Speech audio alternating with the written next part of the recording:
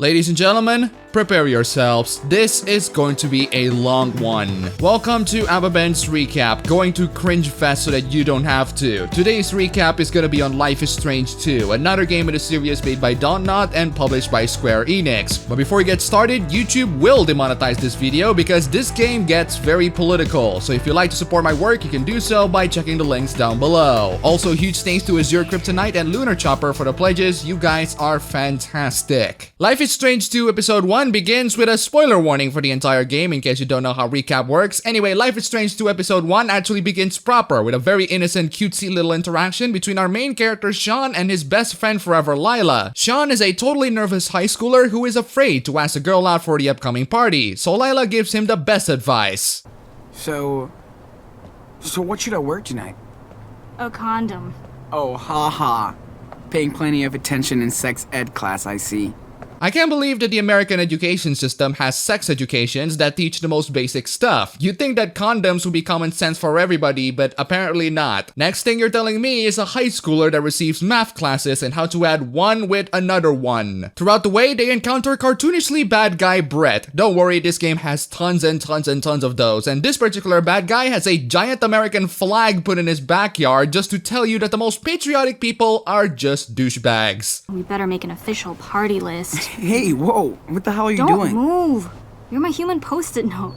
After a little bit of a cutesy teenager interaction that's clearly being written by adults pretending to be current year teenagers, Sean goes to his house to meet up with his brother Daniel and his father Esteban, who is Mexican if you can't tell by his name. I don't usually mention a character's nationality because they're about as significant as their skincare products, but this is a game where the character's nationality is significant to the story, because the game wants to make a social commentary about everything in life by portraying people as two-dimensionally as they can without offering nuance to the conversation. The family interaction continues with a little bit of a silly role-playing session where you are a judge and you have to pick on who's going to eat the freaking chocolate. I decided to declare both of them guilty and take the chocolate by myself, to which the father is disappointed and the brother goes back to his room. Don't worry, my little brother, at least you don't have to argue with me and how to eat it the right way. Sean is packing up a lot of stuff for the party, including choosing between soda or beer, and because he's such a naughty boy, he took some coin off of the money jar. Not exactly the last instance where Sean has the opportunity to steal stuff. In fact,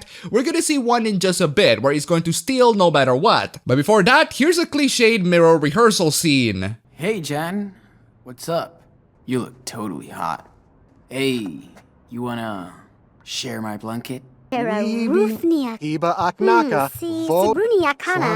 that, Sean goes to his room and into his social media, where we find out that Sean isn't exactly the most extroverted type of person, as he rarely shares his selfies in social media, me in real life. Lila even encouraged him to post a selfie there or something. Now, while you are capable of getting through the browser tabs, you are incapable of scrolling down. It's also weird that Sean said this. Okay. Don't be a stalker, Sean. Even though her profile page is open on his tab. Also, remember when I say that this isn't the last time he steals stuff? There you go, plain as day. Although this is the very first time I see a torrent page where the download progress is being embedded in the website itself, instead of, you know, the torrent client. Oh my god. The internet was a mistake. Nice meme template you provided there, game. Mind if I use it? Oh my god. The internet was a mistake. Actually, come think of it, the game gives me a lot of meme templates. This was such a cool day. Anyway, Sean tries to get into Daniel's room to make up for his mistakes, and this is where Sean talks about the party and how Daniel is not allowed to go there. I bet Lila would let me go. She's way nicer to me than you. Did she ask about me? Those are two very compelling options, game. Let me try B. Yes, she wants to marry you. Shut up! Don't worry, Daniel, she will in some of the endings, I think. Freaking Shotokan. Sean goes to the underground to meet up with his dad, where he gives his pep talk about the future. The dialogue between the two is a lot more realistic and pretty heartfelt. It definitely sounds like a pep talk between a father and his son, especially the way they talk about the future and the skills, etc. Not a bad scene that ends up with a big hug that unfortunately will be Sean's final hug for his dad. Sean goes back to his room to do a Skype talk with Lila, but Daniel comes into the room and for some reason Sean just kicks him out. Daniel then goes outside to show off off his fake zombie blood thingy and accidentally sprayed it into the jackass American neighbor. Because I think Daniel is in the wrong for going outside and causing trouble, I decided to question him in one of the player choice segments. I put quotation in player choice because no matter what you do, Sean will always end up hitting the American neighbor. The game won't give you the option to not punch him because of this. No wonder your mom bailed on you. Come on, Daniel. We're done. But since the game lied to you about player choice, Sean will punch Brett anyway, and the two will end up fighting. Sean accidentally pushed Brett to the point where a sharp rock impaled his back, and then an incredibly nervous officer who just so happened to be nearby told the kids to back off. Okay, step away. Now! Calm down, officer! Shut up! And step back! On the ground! Now! Good lord, I've never seen someone this nervous since Zenitsu from Demon Slayer. At least he can kick ass. For God's sake, officer, they're kids. Unarmed kids. You're an adult. You can beat the living crap out of these two kids with your bare hands. Okay, fine game. We're gonna put the It Happens in Real Life 2 shield. Still makes it no less stupid. And even if I accept that this happens in real life, this is still a really dumb move from Esteban. Oh no. Sean, what's get happening? On the ground, sir. Dad! We didn't do Sean, anything! be quiet. I swear! Officer, Dad! listen. I'm sorry, Dad! Daddy! Be quiet. I wanna go That is home. definitely a good move, Mr. Diaz. Approach the incredibly nervous officer with a gun, because he certainly won't accidentally fire that thing. Ooh. Seriously, guys, this character's death happens way too early and way too stupid for me to be emotionally invested. Anyway, after we get through that ridiculously baffling scene, we finally get to the first episode's title card. After about 40 minutes, Sean chose to not tell Daniel the truth about what happened, and they go on their merry ways by themselves, escaping from the law because Sean is way too nervous on going to the cops. I mean, what's the worst that could happen? That you go to jail for a couple of years and your brother lives freely because he's too young to be prosecuted? That'll never happen at all. It'll be hilarious if the developers put that as one of the endings. It's clear that Daniel is practically clueless about what happened and that this entire trip is completely sudden, but after just a little bit of convincing, Sean is able to lie to Daniel that this is a road trip. This is why I'm going to be fair to the game and praise it. I know, shocking, but still, I really like the interactions between Daniel and Sean. They're very cute and endearing. It's one of the game's main emotional crutch, and the game does it well if you can tolerate the corny and cringy bits. At least Daniel is a more tolerable companion than freaking Chloe. He's a kid that acts like a kid for his age. His brother Sean is a teenager who acts like a teenager of his age who is forced to parent his younger brother. The chemistry between them is done very well, and I'm invested with their journey, so good job, game. After a little bit of bonding time, the two brothers eventually stumble upon a gas station with a mini market in it. Sean tries to convince the cashier that the two are just camping, albeit rather badly. He picks up a couple of stuff and the game actually gives you the option to steal. We'll get to how this really baffles me later. On the way, I also encountered the fat neckbeard guy who's writing blogs about naked people. Basically an American Count Dankula who's writing mad lads for the Naked Rambler. If you don't know who they are, go watch his video link in my blog. To sum up, there are people who actually travels naked for hundreds of miles. Life is strange, isn't it? Sean also noticed a dog who will become an important character later on. Since Sean has $40 on his wallet, I opted to just buy the items legitimately. That should be enough for food in a couple of days. After that, Sean and Daniel go out of the mini market, do a little bit of face washing in a nearby bathroom, and investigated the free map that they got to find out where they really are. And this is where the next cartoonishly bad guy came into the spot. Seems dangerous to be out here all alone. But maybe you're the ones who need to be watched. Huh? What do you mean? We're Sure just... hope you paid for all that. We don't tolerate shoplifters. Sir, we paid for this. And the map was free. Well, let's go inside. You can show us what you bought. So, yep, the guy accused them for shoplifting because... Actually, that sentence can be followed by a couple of things. It's either because the guy is racist or because they actually did shoplift and the guy just so happened to be racist. Remember when I say that the game gives you the option to steal? When the game gives you the option to steal the food, the lessons that the game is trying to convey become rather questionable. This game is trying to tell me that racists will always assume malice, but if you steal those items, then wouldn't that be justifying those assumptions? Wouldn't that make them to be in the right? And this brings me to another example of arbitrary player choice. In this case, your choice doesn't freaking matter. The game will give you 3 choices on how you deal with this cartoonishly bad guy, guy, you can either discuss, try to flee, or attack. Of course, I picked the discuss option because I did absolutely nothing wrong and I want to talk about this as rationally as possible, but here's what happens when you pick that. Look, our dad is waiting for us. Okay. You can call him from our phone. Now let's go. Don't touch me! Don't do it, boy. Let go. Don't touch my brother!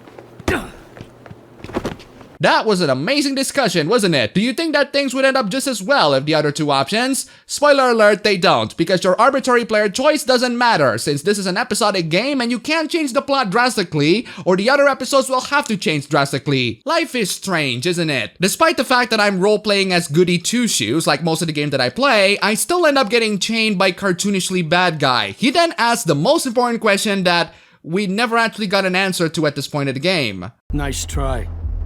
But I know who you are and what you did in Seattle. I saw it in the paper. What did he do in Seattle? No, seriously, the game at this point never specifies what he actually did in Seattle that would warrant him to be a suspect or someone to be arrested. Yes, I know a cop is killed, but at this point in the game, it never specifically mentions that it was them who killed the cops. The officer who texted Sean didn't even say that it was him who did it. He merely asked to talk to him. But since we're dealing with cartoonishly bad guy, of course he doesn't even bother to ask questions like, why did you kill the cop? Or why did you run away from the scene? Or why are you stealing our country? Or anything at least. Nope, he just leaves and mutters this infamous line. You're the reason we need to build that wall. You're the reason we need to build that wall. You know, let me read the disclaimer that shows up when you start the game. The content of this game is purely fictional, is not intended to represent or depict any actual event, person, or entity, and any such similarities are purely coincidental. The makers and publishers of this video game do not in any way endorse, condone, or encourage engaging in any conduct depicted in this video game. If that's the case, game, then what is this wall trying to represent? This is a scene where a white man is chaining a person of color whom you wrongfully suspected of shoplifting, and you tell him that he's the reason why they need to build that wall. What is this wall? As you said in that disclaimer, this game is purely fictional, right? It's not intended to represent or depict any actual person or entity? Then why is the wall here? What is the wall in the context of this game? We know the wall in the context in the real world, but we don't know about the wall in the context of the game. That's my issue with this line. It has no context within the game's universe. There's no Trumpish short-so figure in the game. There's no character that talks about the wall in general. This can only be interpreted as a totally ham-fisted depiction of an entity in the real world, which the game promised to not depict, or at least in a not-so-coincidental manner. This disclaimer only works if there's a fictional context within the game's universe that explains the aforementioned entity, which I believe that there might be. It's just that the game doesn't establish it very well.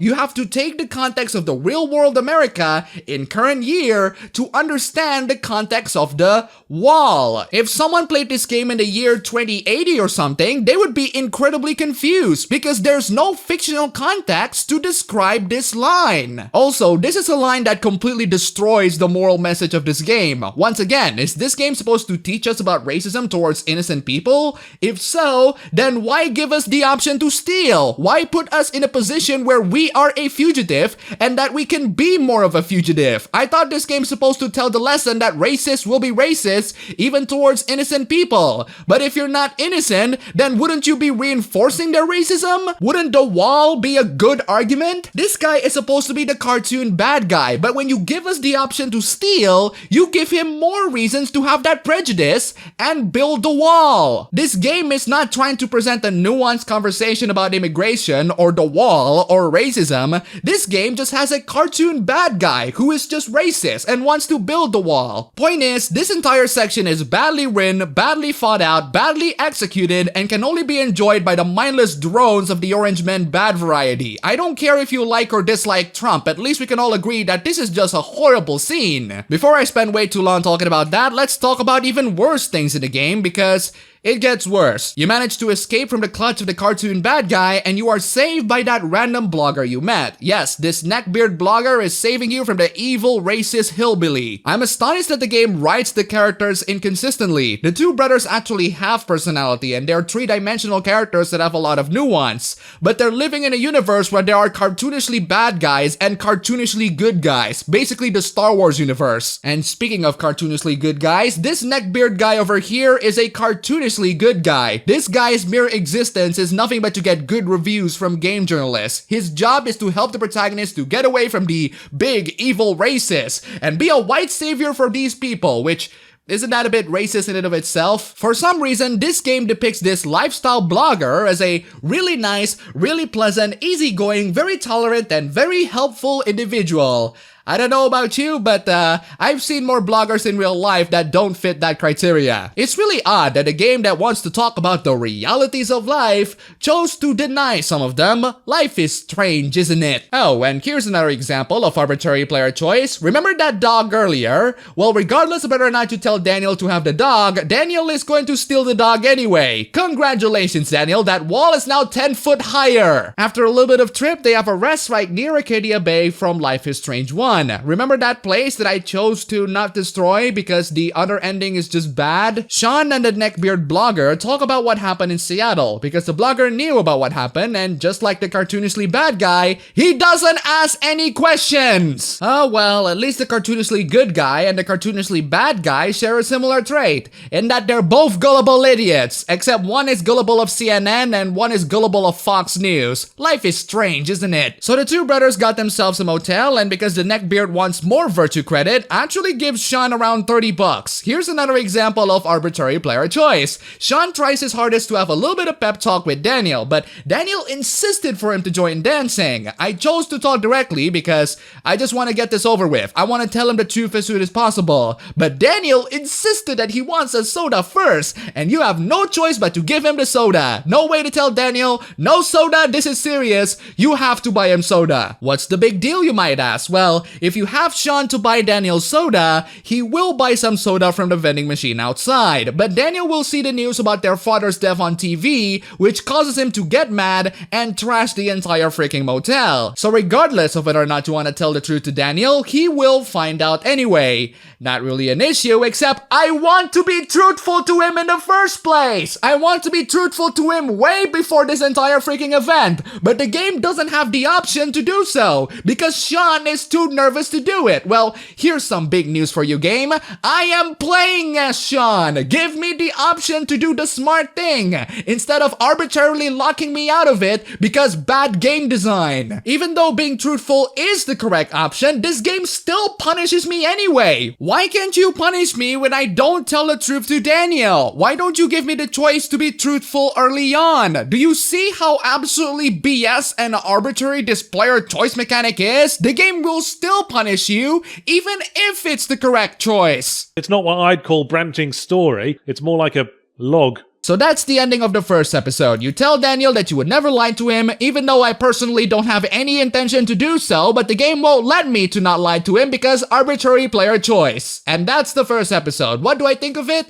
It's awful. The characters are cartoonish, the player choice is BS, the only redeeming quality is the interaction between Sean and Daniel, which are pretty cute and wholesome, but otherwise, not a very good start for this game. The game continues into episode 2. The best way to describe episode 2 is that it's just as agonizing as the first episode, except for a different reason. The first episode has bad writing and confusing moral message. The second episode is just boring. This episode has no reason to exist. It doesn't really contribute to the overall storyline other than as a teaser for the future episodes. It's a teaser for the major characters in episode 3. It's a teaser for a major character in episode 4. Also, Captain Spirit is in it, which surprisingly has really impactful endings, and I somehow managed to get the best one out of all of them. But he doesn't really contribute anything to the plot, so who cares? So I'm going to get through the second episode's plot to its most essential plot points as quick as possible based on my playthrough. Daniel learns more about his powers, Mushroom dies because it got eaten by a cougar.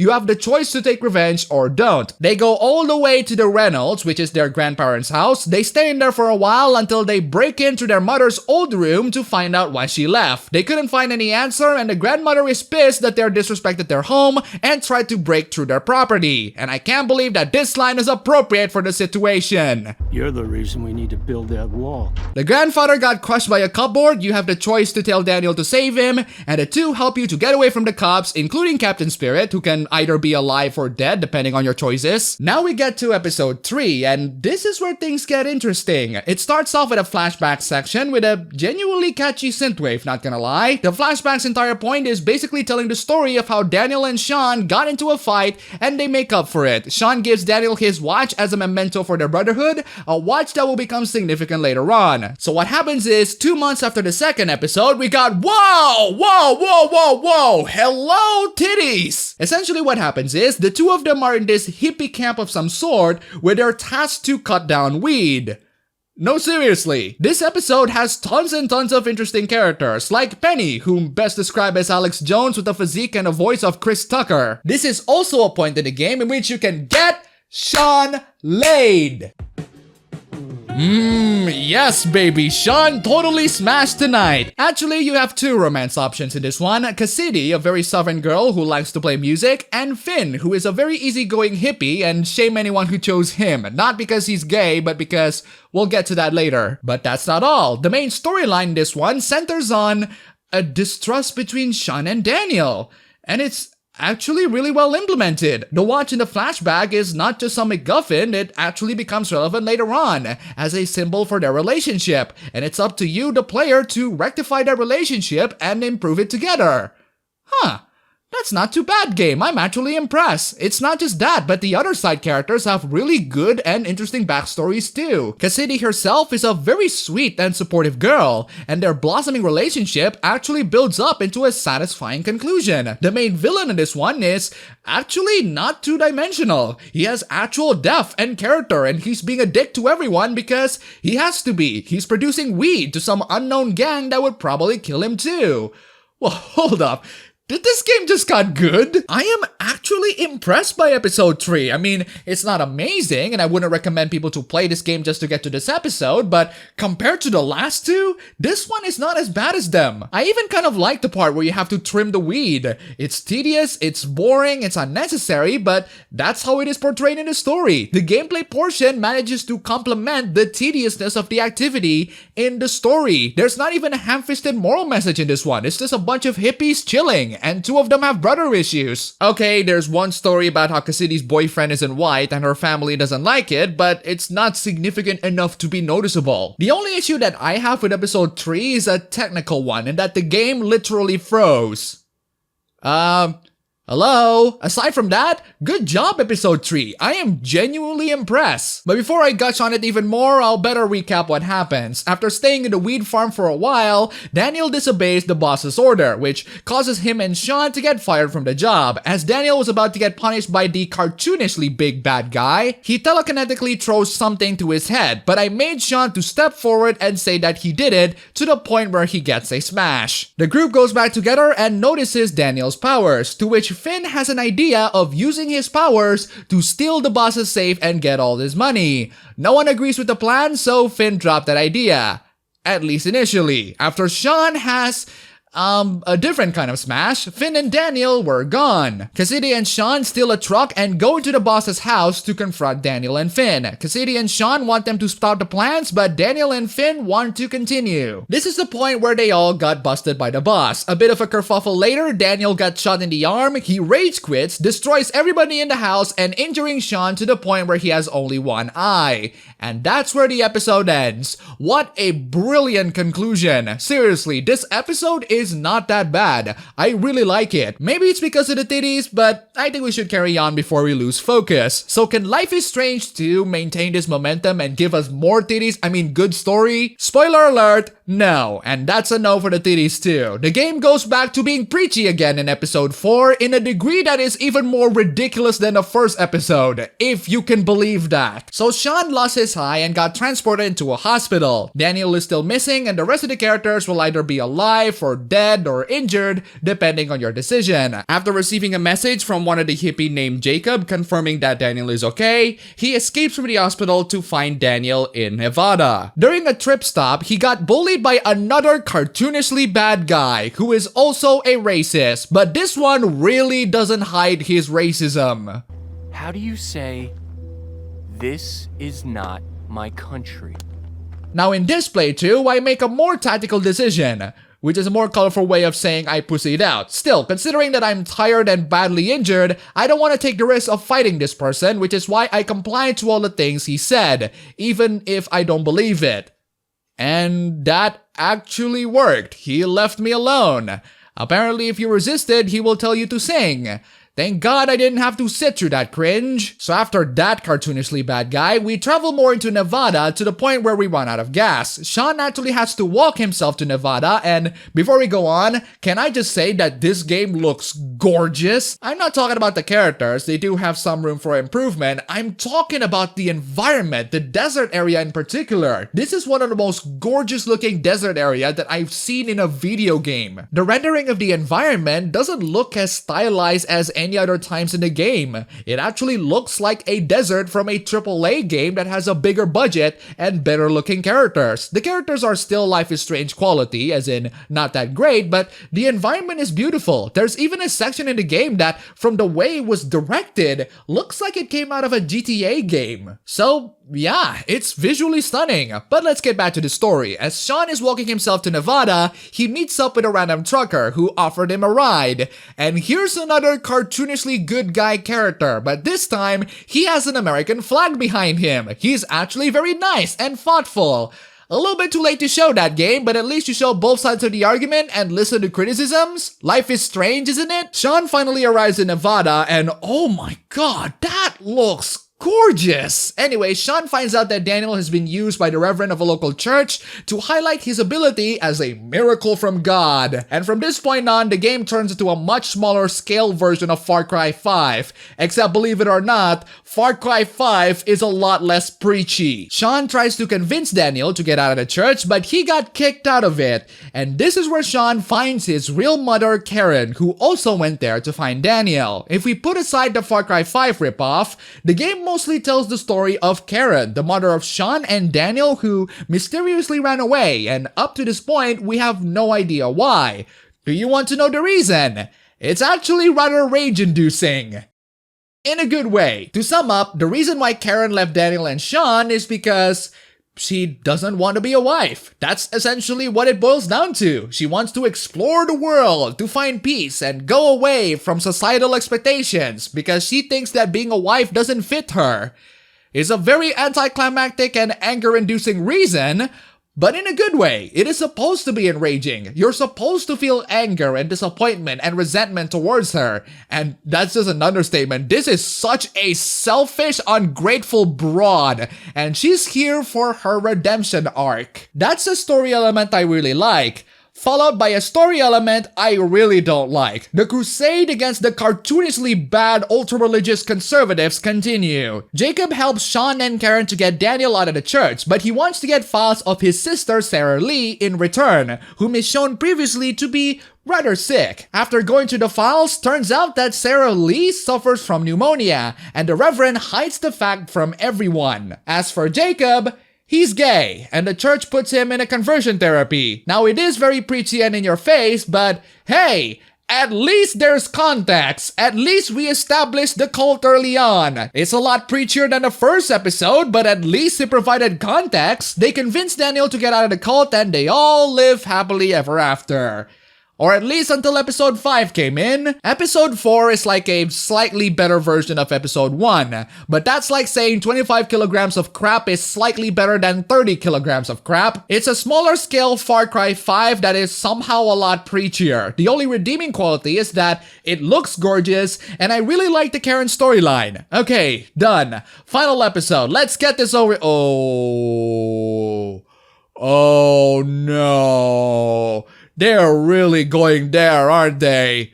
Oh my god, this is gonna be peak cringe. The final episode begins with a rather wholesome family gathering, and Karen managed to finish her redemption arc. Chloe's dad is also there for some reason. Nothing too interesting in the early parts, so let's get straight into the wall. Yes, ladies and gentlemen, the wall has been built, and we still have zero context of the wall and why it exists. The game just assumes that you're living in current year, where Trump is the president, and not in 2080, where Komi-san will be, I guess. Daniel tries to open the big bad wall, and he finally did it. He stretched out the big bad wall and opened up the road to freedom. So smooth sailing from here, right? Oh, tragedy strikes in 3, 2, 1. Daniel! Daniel!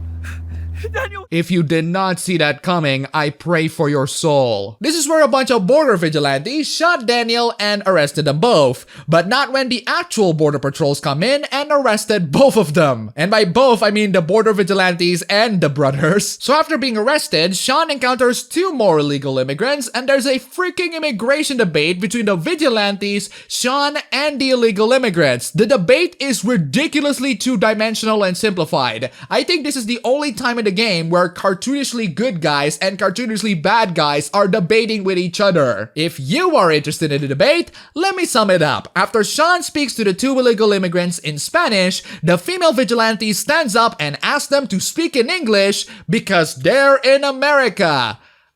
You're not part of the conversation, lady. You shut the hell up. The vigilante lady continues, talking about how illegal immigrants are breaking through the country. The immigrants replied that they're just coming there to work and not to steal or live at their home. The vigilante said that they only come to cause trouble. She said that they're there just to get their welfare and that they're only there to get a free ride. At this point, Sean can reply to this mind-numbingly childish conversation. I picked the "you're generalizing" option by saying hashtag not all immigrants. The vigilante chuckled and say, of course not all of them are, just most of them. She talked about how the prisons are full of these people, and the immigrants replied that they just want work, peace, an honest job, and a place to raise their child. The vigilante replied, that's what they always say, but the facts speak for themselves. What facts? This is not internet blood sports. I need citation for that claim. I think that's enough stupidity. I'm gonna close with this. My dad was an immigrant, and he worked his ass off, raised a family, and made a business. Yeah, and his son ended up in jail. What a role model. Thanks for proving my point. Oh, yikes. Oh, and the vigilante girl called the pregnant immigrant's child a parasite, just to hammer the point that these people are racist. Life is strange, isn't it? Now, I'm not an expert to this conversation, so I won't reply to all of the arguments.